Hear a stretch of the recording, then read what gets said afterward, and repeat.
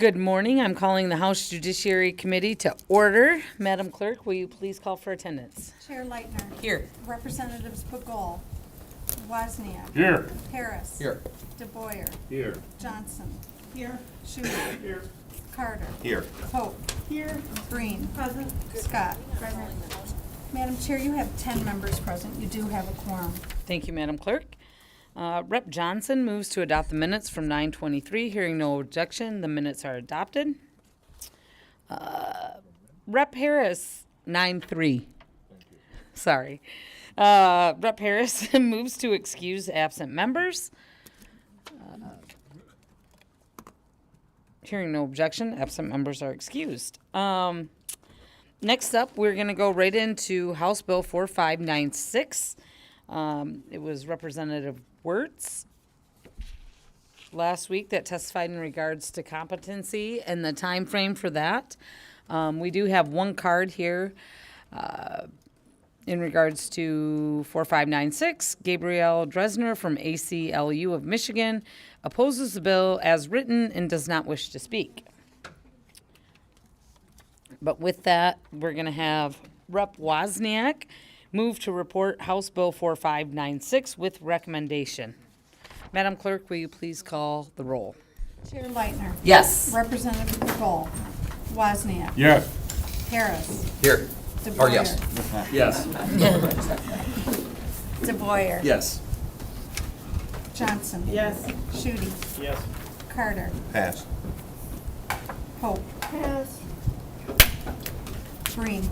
Pass. Scott. Pass. Madam Chair, you have 6 yeas, 0 nays, 4 pass. The motion prevails. Thank you, Madam Clerk. Next up, we are going to continue with testimony on House Bills 4667 and 4668. I'm just kind of going to do them together, even though they're not necessarily tie-barred, just to have the discussion. As you know, a couple of months ago, we did have some brief discussion in regards to these AI bills, and we just wanted to offer another opportunity for people to speak to both of those bills. And with that, I'm gonna read in cards first, and then there's a few people here who do wish to speak, but I'm gonna read in the other cards right now. In regards to House Bill 4667 and 4668, does not wish to speak, opposes the bill. Jackie Dulce from the Grand Rapids Chamber. 4667, Gabrielle Dresner from the ACLU, does not wish to speak, opposes the bill. 4667 and 4668, opposes the bill, does not wish to speak. Adam Majestic from the Detroit Chamber.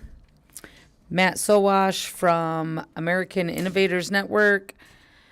Does not wish to speak and opposes the bill, both bills.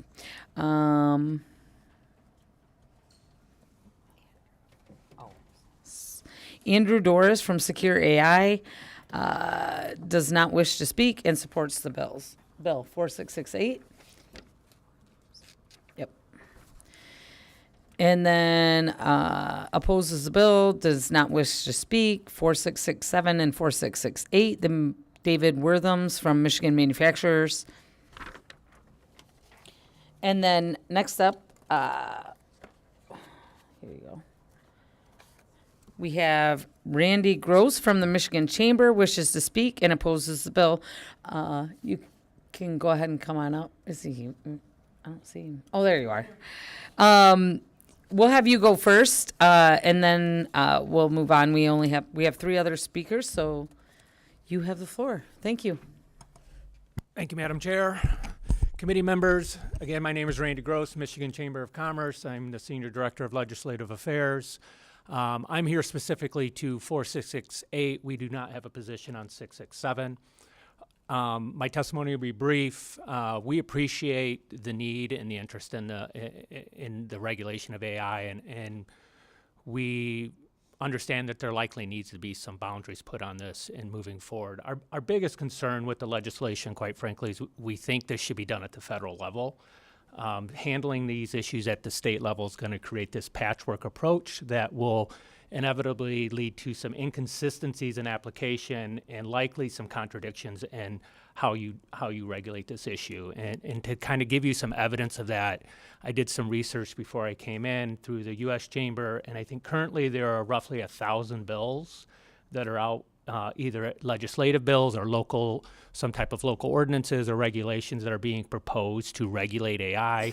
And it's just almost impossible to have some consistency in that approach. So what we would argue for and advocate for is let's start at the federal level. Let's create that regulatory structure and push on our congressional delegation to move that aspect, and then identify what pieces, if are needed, to fill in at the state level around that. But that provides that consistency across the board, so we're all operating with the same terms. So outside of that, I know there are some technical issues that various members have brought to us, and I think you have some experts that are going to testify today that are more learned on that issue than I am, that could talk through the specifics on the bills dealing with definitions and stuff. But I'm happy to take questions otherwise. So what I think we're going to do is just have everyone come up here and testify, and then if you want to just scoot down, you can. And then, if people have questions at the end, it's like, firing squad or something. Sure. It won't be that bad, I promise. Okay, next up we have, on Zoom, Felix de Simone. There you are. Okay. Hello, good morning. Yes, I have you down for wishing to speak in supporting the bill 4667, 4668. Yes, good morning, everyone. Can everyone hear me okay? Yes. Excellent. So thank you all so much for having me and for taking the time. I'll try to keep my testimony fairly high level and fairly concise. I'm speaking today in support specifically of House Bill 4668. My name is Felix de Simone. I am the organizing director of Pause AI US. We're a nationwide grassroots advocacy group focused on addressing the most serious potential risks of advanced AI development, supporting policies on both a federal and state level to keep Americans safe from these concerns, while also innovating in the kinds of safe and useful applications that benefit us. I grew up in Michigan, moved to DC much more recently to work on federal policy, but still very attuned to state policy. And I'd like to discuss my concerns around unchecked development of AI, as well as why we support HB 4668 as a common sense approach to address these concerns. So in brief, my perspective is that every technological innovation has the potential for both good and harm. And it's the responsibility of lawmakers to keep citizens safe from these harms while ensuring that innovation occurs in the public interest. So, of course, we're talking about AI today, but I'd like to briefly offer an analogy here. I grew up in Southwest Michigan, a couple of miles away from the Cook nuclear power plant. Never lost any sleep over this. Well, why not? Well, because we know how to make nuclear power safely. We have permitting and testing standards for nuclear power plants. We have strong safeguards. We have multiple layers of security to prevent nuclear meltdowns. Likewise with other technologies. If I am going in a car, I have a seatbelt. If I'm going on a plane, I know that the plane has gone through safety testing. I wouldn't want to fly on a plane that had not gone through safety testing. So I believe we should apply similar standards to cutting-edge AI. So to briefly discuss our concerns around the near-term harmful effects of unchecked AI development, we believe, as experts do, that as the most advanced AI systems grow more powerful, they will have increasingly dangerous capabilities. Many AI experts have already warned that advanced AI systems could engage in what they're calling power-seeking behavior and act in ways contrary to human interests. We are producing goal-seeking frontier AI systems. We train them to pursue goals. We can't actually ensure what actions they take to achieve these goals. And there's a lack of oversight. There's a lack of accountability. There's a black box problem when it comes to training AI models, and that this can lead to unintended consequences. Many experts are concerned that in order to better achieve their goals in unpredicted ways, goal-seeking models could acquire resources, could act contrary to human interests, and could potentially even disempower human beings who threaten their goals. This is no longer a hypothetical concern. It exists in current models. Anthropic, the AI company, recently tested its Claude 4 model and found that it was capable of blackmailing AI researchers, threatening to reveal compromising information about the researchers in order to prevent being replaced. OpenAI's O3 model recently was found sabotaging a shutdown mechanism to prevent itself from being turned off. So you have early examples of power-seeking, scheming behavior from these models. And in addition to this, AI models could also soon have dangerous capabilities. So as one example, I know the bill does mention CBRN risks, so let's consider the risks of biological weapons. There was a study released by the Center for AI Safety along with Secure Bio, and it tested AI systems on the virology capabilities test, which contains hundreds of questions about virology knowledge. And OpenAI's O3 model was tested on these capabilities and scored better than 94% of expert virologists. Likewise, Anthropic's Claude 4 model might be on the cusp of being able to potentially assist with the creation of biological weapons. Jack Clark, the chief scientist of Anthropic, even said that the model could enable a novice terrorist to, quote, make a weapon much more destructive than would otherwise be possible. So we're moving into a paradigm where AI systems have increasingly destructive capabilities and are beginning to be able to operate on their own. So one more note on model autonomy is that the length of task time, the amount of time that AI systems can operate autonomously, has been doubling quite rapidly. According to some estimates, it's been doubling every 7 months. We're beginning to see the rise of agentic AI systems, so systems that can operate autonomously for extended periods of time and without human intervention. And so, in short, we might soon be building AI systems that have goals of their own, that have the ability to create weapons, including biological weapons, and that can act autonomously without human oversight for extended periods of time. Experts are warning us that this is a recipe for disaster. And instead of rolling the dice and gambling with an uncertain future, we should act now to make sure that these worst case scenarios of autonomous weapons capable AI systems don't come to pass. Regardless of how likely these scenarios are, and expert opinion varies here, it's clear that we need common sense standards to prevent these critical risks, to keep Michiganders safe, and at the same time to maintain our innovation economy and innovate in the kinds of useful AI that we can actually control. So we support HB 66. We support HB 4668 because we believe it will offer some of those common sense standards. For instance, the bill would mandate the largest AI developers to introduce safety and security protocols in order to manage critical risks in their models. It would mandate testing and assessment of these critical risks. It would mandate pre-deployment procedures to ensure that models that pose these critical risks are not deployed and made available to the public. It would require developers to publish transparency reports with information about what they did to assess those risks, assessment of these capabilities, and information on the safeguards that they implemented to mitigate these critical risks. The bill would also establish third-party auditing to verify compliance with these safety and security protocols. So, rather than holding companies at their word, rather than taking companies at their word, making sure that we hold companies at their word and verify that they're doing what they claim to be doing. And the bill would also establish whistleblower protections so that AI company employees can disclose any AI models that they fear may pose critical risks. And lastly, it would allow the Attorney General of Michigan to hold these companies accountable for any violations of these safety and security protocols. In addition to mitigating the more catastrophic type of risks from AI that we're concerned about, HB 4668 will also encourage AI innovation for a few reasons. First of all, it'll set common sense rules of the road that will hold the largest AI companies accountable to reasonable public safety standards.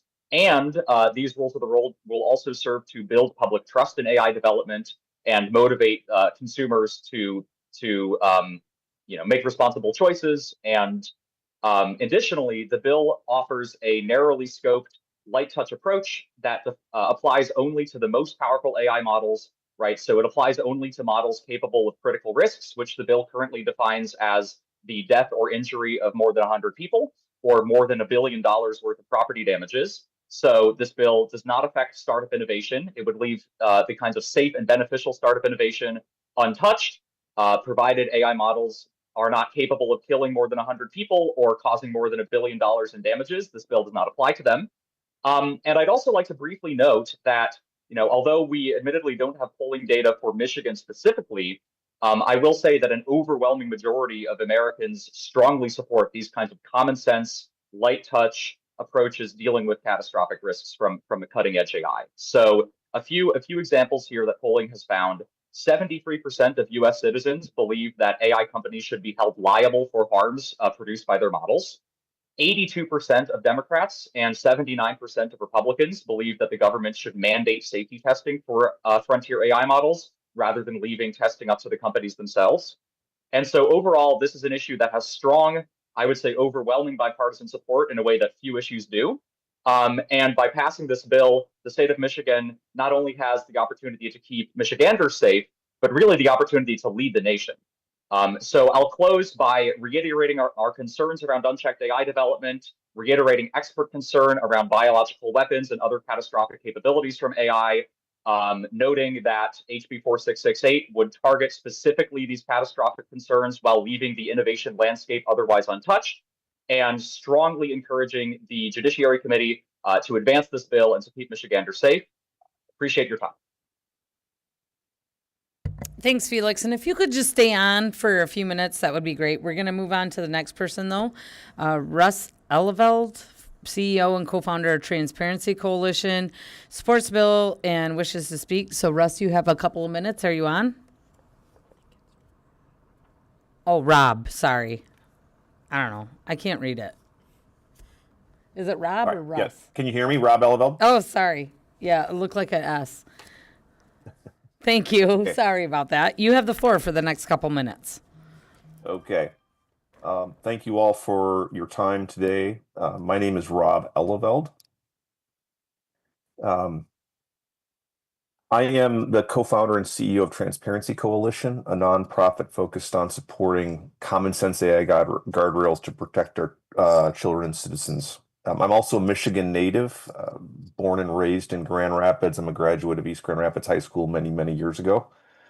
After 5 years on active duty as a submarine officer in the United States Navy, I've spent the last 25 years in the for-profit tech industry, including 4 different stints as CEOs of small and mid-sized businesses. Transparency Coalition supports elected officials in states across the country by providing technical support, bill language and review, and expert testimony on AI bills like this, because AI is a complex and fast-moving topic. I'm advocating in favor of, on behalf of Transparency Coalition, I'm advocating in favor of both HB 467 and HB 4668, both put forward by Representative Lightner.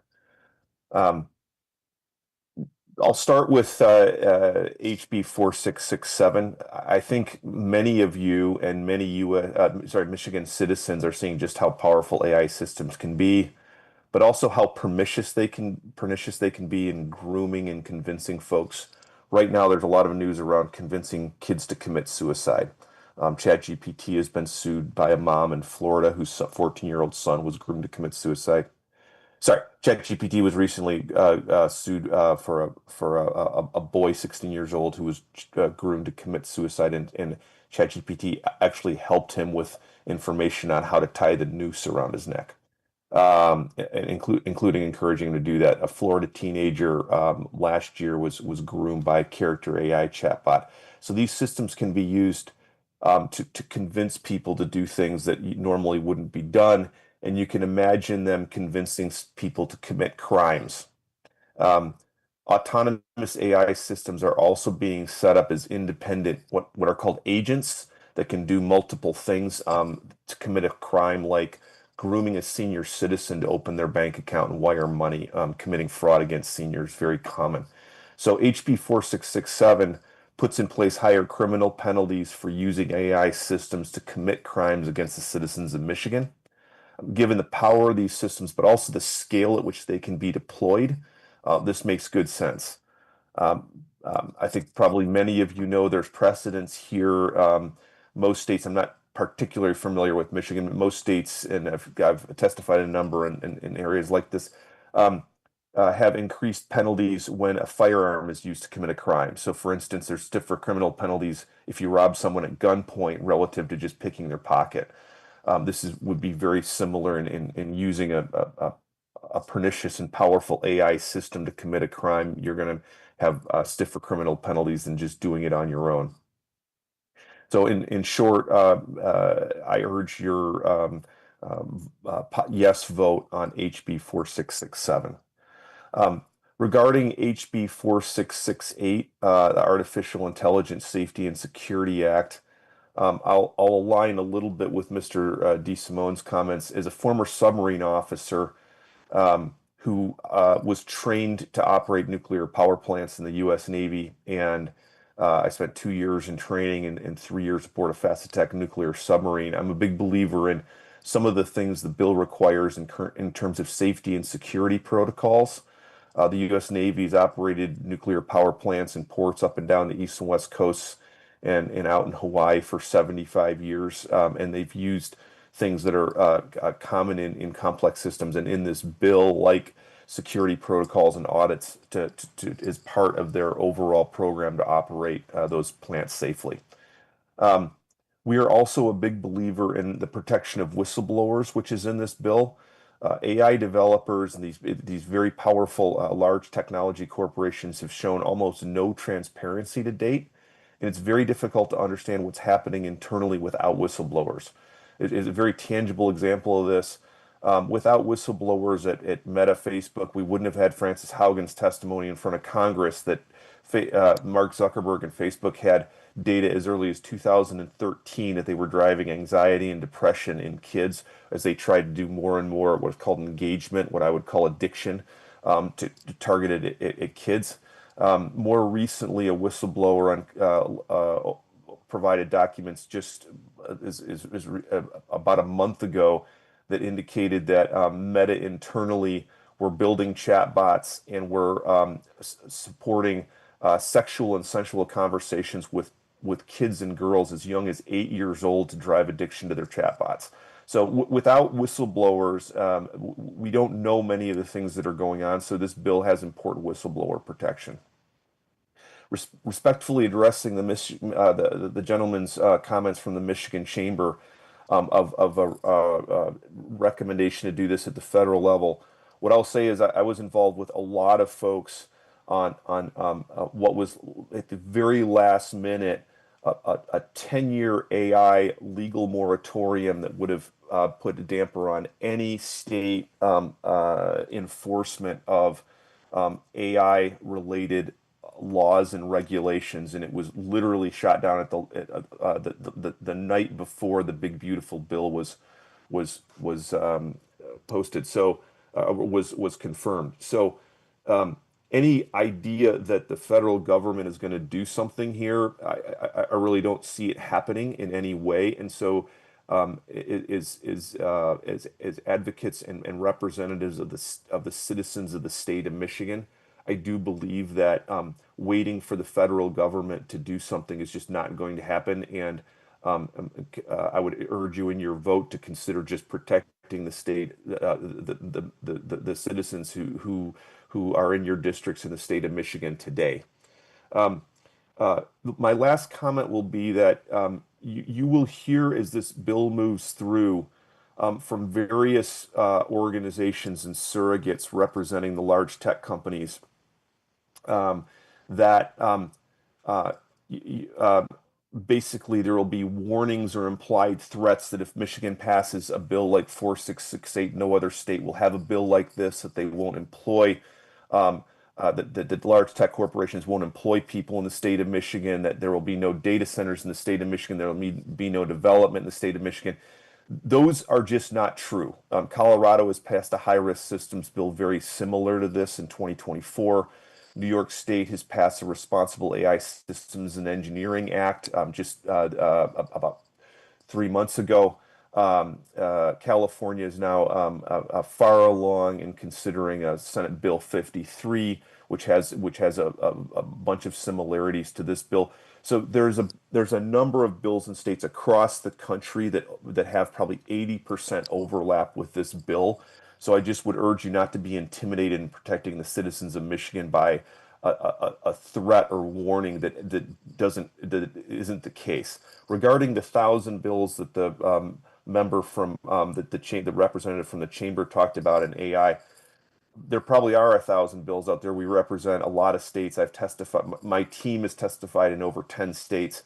but understand that many of those AI bills are related to things like deep fakes and using a name, image, or likeness to create a false image or a false video without permission. There's lots of bills around product liability. There's a lot of bills, AI bills around AI chatbots right now. So while there are 1,000 bills, it's not a patchwork in that way. There are bills and categories that tend to overlap and create sort of an interlocking requirement and back pressure on the federal government to do things. So in my view, if Michigan passes HB 4668, it puts more back pressure along with Colorado, along with New York, along with California, along with other states. We operate in both Republican and Democratic states for the federal government to act. And without that back pressure, I don't think the federal government will act.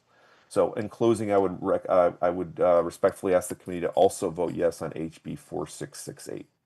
Thank you for your time.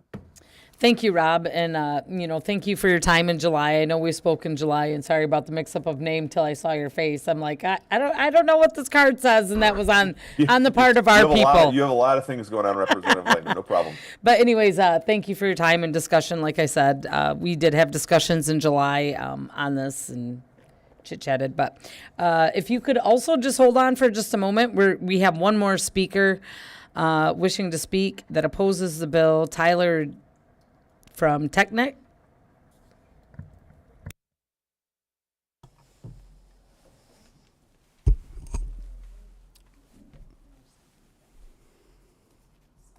Yep. Good morning, Chair Lightner, Minority Vice Chair Carter, and members of the committee. My name is Tyler Deers. I have the privilege of serving as the Midwest Executive Director for TechNet. We are a technology trade association. We represent startups, iconic companies that a lot of you are familiar with, representing 5 million employees in the fields of IT, AI, advanced energy, transportation, cybersecurity, venture capital, and finance. And I am here today to testify in opposition to House Bill 4668 and 4667. Starting with 4668, I think we're opposed to this legislation for reasons that I've outlined in detail in the letter that I believe was posted to the committee page in advance of this hearing. But more generally, I think as a common theme you'll hear, just philosophically, we believe that the regulation of frontier models is a federal issue. From an industry perspective, speaking on behalf of those who have to comply with this, we are concerned that if each U.S. state were to set its own rules for frontier models, that companies would face 50 different compliance regimes.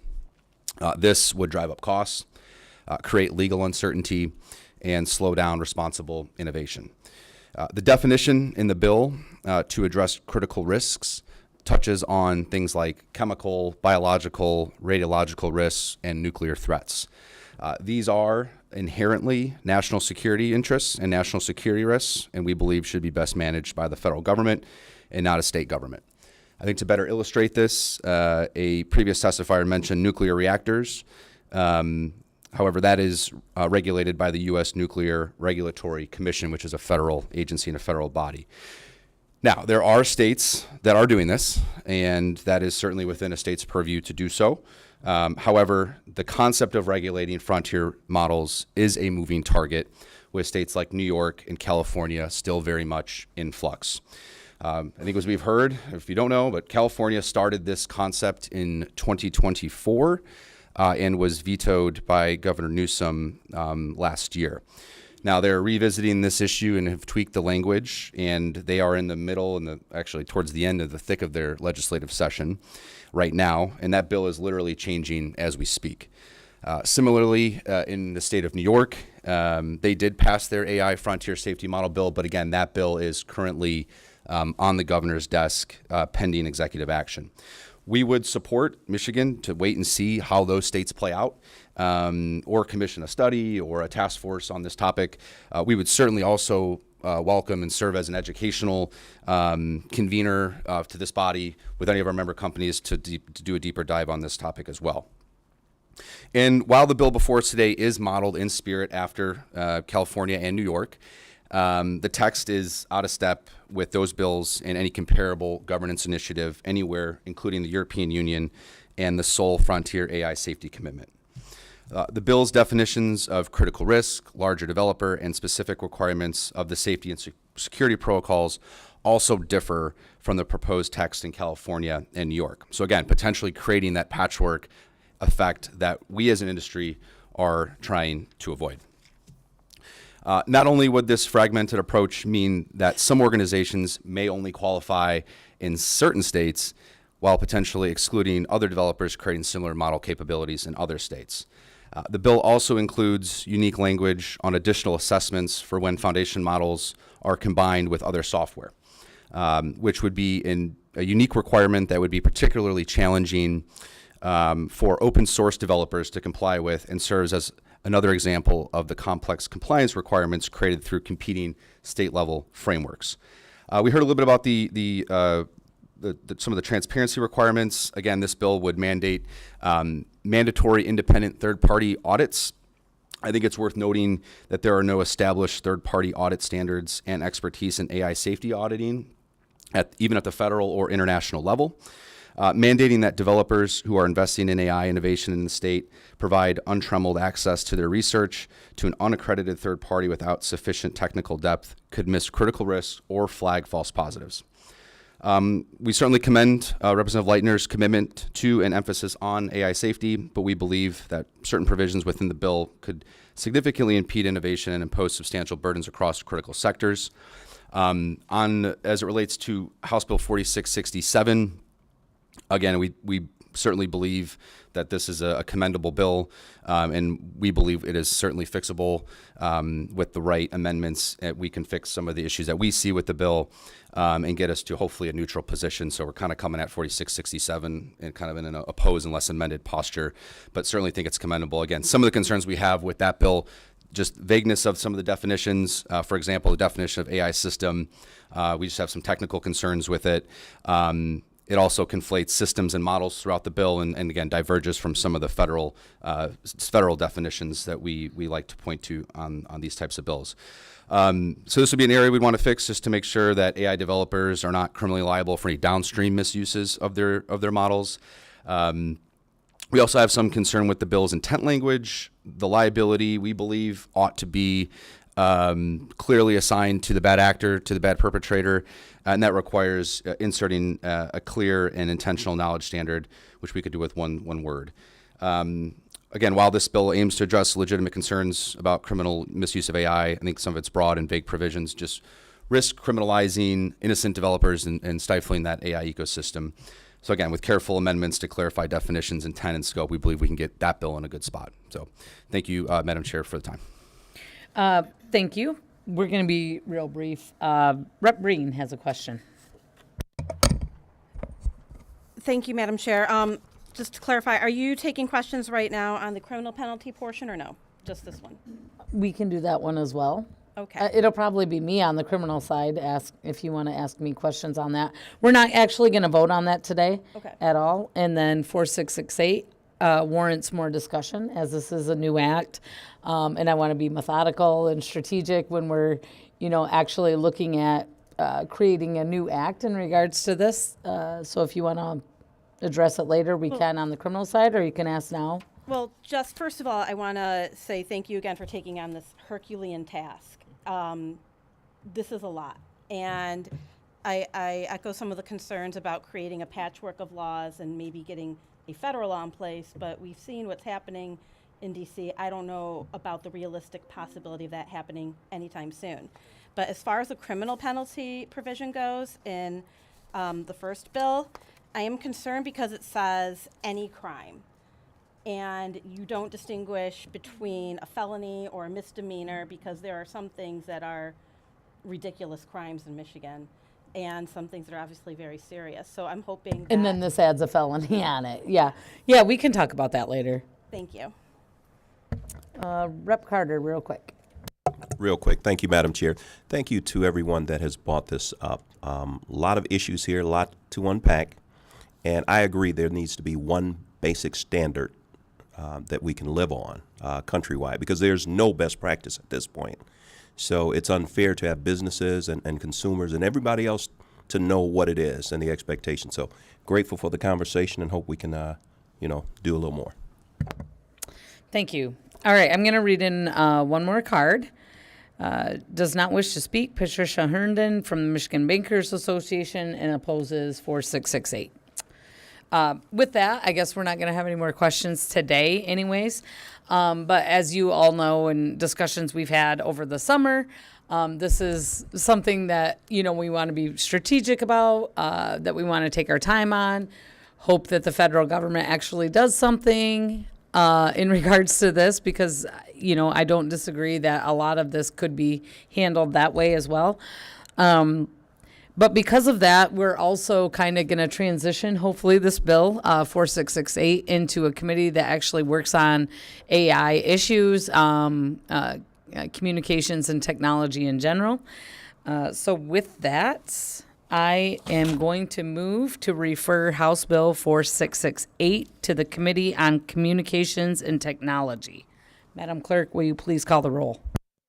Yes. Representatives Begol, Wozniak, Yes. Harris, Yes. DeBoyer, Yes. Johnson, yes, Shooty, Yes. Carter, Yes. Hope, Yes. Breams, Aye. Scott. Yes. Madam Chair, you have 10 yeas, 0 nays, and 0 pass. The motion prevails. Thank you, Madam Clerk. I already did it. Okay, seeing no further business before the committee is adjourned.